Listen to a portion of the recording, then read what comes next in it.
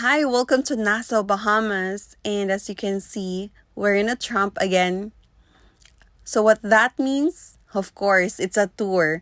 So we're going to do an excursion, which is Island Food and Culinary Insight Tour.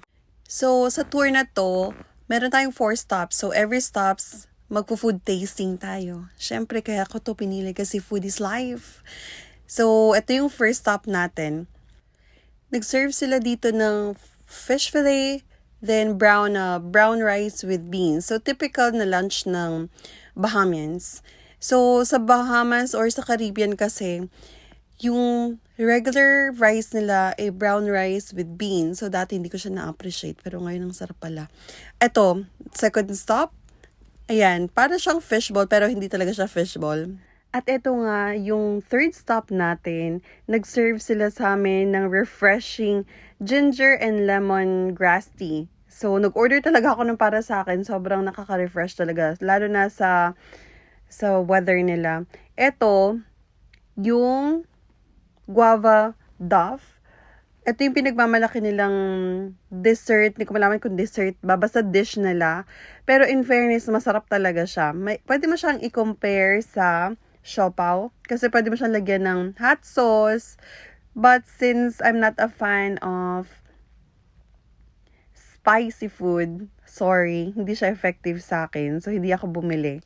Nakakatuwa tong tour na to kasi kahit food tasting lang siya, hindi ganun kadami. Pero heavy yung pagkain actually kasi rice, duff. And most of the time, itong tour na to, mga senior citizen yung nagtitake. Kasi nga, relaxing, nasa car lang kayo, stop lang kayo sa mga store. Tapos yun, nakakatuwa kasi nagiging friends mo sila, nagche-checkahan kayo habang nagbabiyahe. Buti na nga lang air condition yung bus kasi yung weather dito, mas mainit pa sa Pilipinas, just mio. Pero nakakatuwa din talaga pag sumasama ka sa tour kasi doon mo may experience yung real taste of their food. Ngayon na-appreciate ko na siya. Dati kasi hindi masyado. So, after nga nito, meron pa tayong last stop. At sa last stop natin, doon naman yung rum tasting.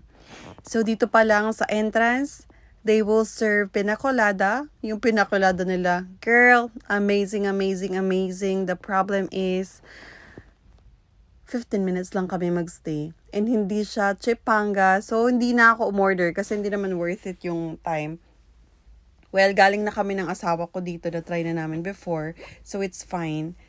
Talagang part lang siya ng tour kaya napunta ako ulit. All in all, nag-enjoy ako sa tour na to. Nabusog.